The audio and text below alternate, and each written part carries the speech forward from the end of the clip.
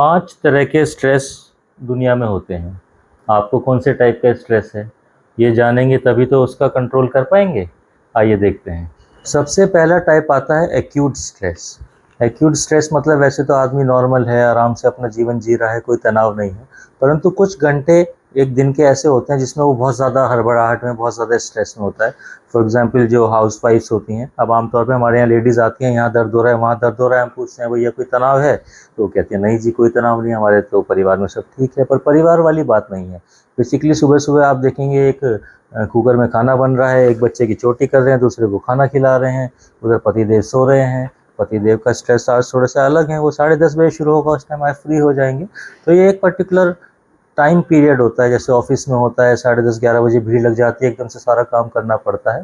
तो एकदम से 3-4 घंटे के जीवन में ऐसे आते हैं दिन के, जिसमें बड़ा जल्दी जल्दी काम करना होता है, स्ट्रेस होता है, तो इसको बोलते हैं एक्यूट स्ट्रेस। अब इसको कैसे उस समय मैनेज किया जाए। देखिए, सबसे पहले तो ये ध्यान रखें कि पूरी एनर्जी के साथ वो 1 घंटे बिताने हैं। पूरी पॉजिटिविटी होनी चाहिए, अंदर से फ्रस्ट्रेशन नहीं होनी चाहिए, और फटाफट काम निपटाना है। पूरी पॉजिटिव एनर्जी शारीरिक रूप से भी आपकी इसके अंदर लगनी चाहिए। और थोड़ा-सा इस चीज़ का ध्यान रखें कि ये सोचते रहें कि भई 3-4 घंटे बचे हैं, बस 2 घंटे बचे हैं, 1 घंटा बचा है, और उसके बाद कोई एक रिलैक्स करने वाली कोई एक्टिविटी अपने टाइम के साथ रखें। जैसे कि लेडीज़ हैं कि बाद में कोई टीवी देखेंगे, कोई अच्छा सीरियल देखेंगे, तो मन में ये रहेगा कि हाँ भाई इसके बाद हमें ये एंजॉय करना है। या जो ऑफिस वाले लोग हैं वो उसके बाद जो लंच टाइम में फ्रेंड्स के साथ बैठ के लंच करें, थोड़ा सा एंजॉय करें, तो वो घंटे ये सोच सोच के भी थोड़ा सा स्ट्रेस कम हो जाएगा।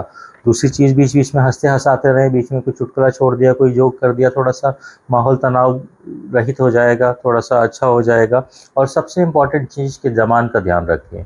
जल्दीबाजी में, तनाव में आकर, हड़बड़ाहट में कोई ऐसी बात आपके मुंह से निकल गई जो सामने वाले को चुभ गई, तो सारा किया किराए पे पानी भर जाएगा। इधर तो आप इतनी मेहनत कर रहे हैं, उधर वो कहेगा कि ये तो बड़े बुरे इंसान हैं। अब दूसरा नंबर पे आता है क्रॉनिक स्ट्रेस।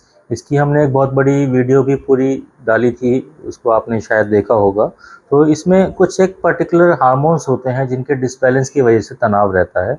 पूरे समय ही व्यक्ति तनावग्रस्त रहता है। जैसे कि सेल्स वाले लोग हैं, कंपनी टारगेट बढ़ाती रहती है, अब ये लोग परेशान होते रहते हैं कि भाई ये तो टारगेट जितना पूरा करते हैं वो कंपनी फिर टारगेट बढ़ा देती है। या फिर शॉपकीपर्स हैं, ऑनलाइन बिजनेस की वजह से काफ़ी परेशान हैं, तो पूरे समय एक तनावग्रस्त स्थिति बनी रहती है। तो ऐसे में क्या करना है, ये 5 हार्मोन्स हैं जिसकी एक डिटेल वीडियो जो मैं बता रहा हूँ कि डाली थी। एक कॉर्टिसोल हार्मोन होता है जो कि स्ट्रेस की वजह से बनता है, और ये किडनी से वॉश आउट होता है। तो पानी पी के वॉक करें, तो उससे ये हार्मोन कम हो जाएगा, स्ट्रेस कम हो जाएगा। एक डोपामाइन हार्मोन है जो कि रिवार्डिंग हार्मोन है, जैसे कुछ गिफ्ट मिलता है या कोई चीज़ हमें मिलती है, तो ये हार्मोन बॉडी में रिलीज़ होता है और स्ट्रेस को कम करता है।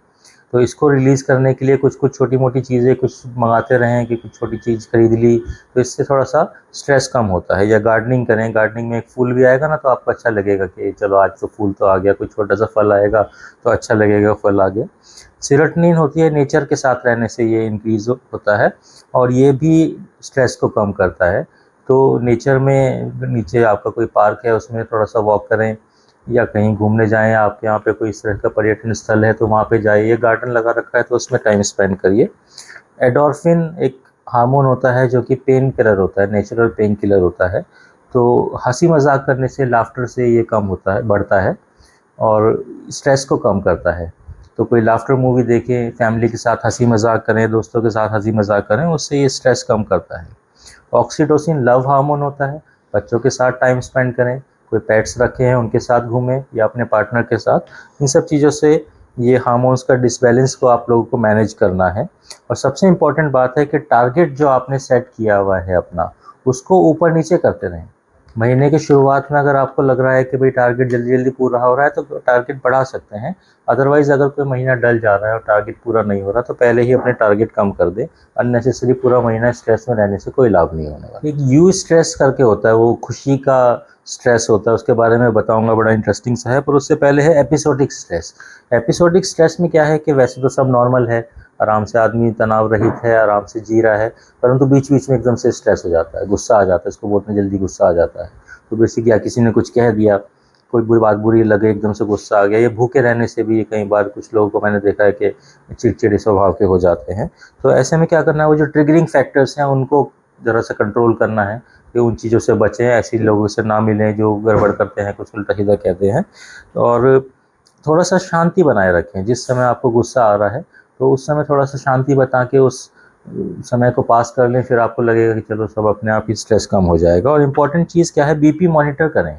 बेसिकली मेडिकल फंडा इस एपिसोडिक स्ट्रेस के पीछे ये है कि व्यक्ति का जो बीपी है वो 140-150 की रेंज में रहता है, या 130-140 की रेंज में रहता है। अब लोग कहते हैं साहब ये तो नॉर्मल है, इस एज में होता ही है, परंतु जैसे ही कोई छोटी मोटी बात होती है वो एकदम से बढ़ के 150-160 पे पहुंच जाता है और फिर वो स्ट्रेस में कन्वर्ट हो जाता है। तो कोशिश करें कि आपका बीपी 120 की रेंज का नॉर्मल होता है तो नॉर्मल ही रहे, दवाई से या एक्सरसाइज से या डाइट से, जैसे भी उसको हायर एंड पे लेकर के ना रखें, नॉर्मली, है ना। और जो मैंने बताया यूज स्ट्रेस क्या होता है कि वैसे तो खुशी की बात कुछ हो रही है जीवन में, परंतु हम स्ट्रेस में हैं। जैसे कि प्रेग्नेंट लेडीज़ होती हैं, उनके अंदर बड़ा देखने को मिलता है ये कि प्रेगनेंसी है, खुशी की बात है, परंतु वो चिंता में रहती हैं कि कहीं कुछ गड़बड़ तो ना हो जाए। और जैसे कोई बच्चे पढ़ने जा रहे हैं, बाहर पढ़ने जा रहे हैं, बाहर जॉब लगे जा रहे हैं, तो माँ चिंता में रहती है कि वो बच्चा जा रहा है, वो दुखी रहती है। तो इसमें कोई ख़ास बात नहीं है, एक थोड़ा सा टाइम बिंग होता है ये स्ट्रेस, कुछ थोड़ा सा उसको मैनेज कर लें, कुछ समय के बाद वो अपने आप ही, जब वो एपिसोड ख़त्म होगा, वो ठीक हो जाएगा। और पांचवी तरह का स्ट्रेस होता है ट्रॉमेटिक स्ट्रेस। तो इस बात का भी ध्यान रखें कि आपको जो स्ट्रेस हो रहा है वो किसी कारण से हो रहा है क्या। जैसे कि कोई बीमारी पड़ गई, थोड़ी बीमारी, या कोई एक्सीडेंट हो गया, या कि घर में किसी की डेथ हो गई, तो इन सब चीज़ों की वजह से कुछ समय के लिए आदमी स्ट्रेस में आ जाता है, चिंता रहती है, परेशान रहता है। तो थोड़ा सा उस समय को संयम से बिताने की कोशिश करें, थोड़ा मन इधर उधर लगाने की कोशिश करें, और जैसे जैसे वो परेशानी ख़त्म होगी, स्ट्रेस अपने आप ख़त्म हो जाएगा। तो थोड़ा सा इन सब चीज़ों को समझते हुए कार्य करें, देखें कि आपका स्ट्रेस किस लिए है, क्यों हो रहा है, और किस टाइप का है, तो उसको किस तरह से मैनेज करना है। तो और सभी लोगों को शेयर करें।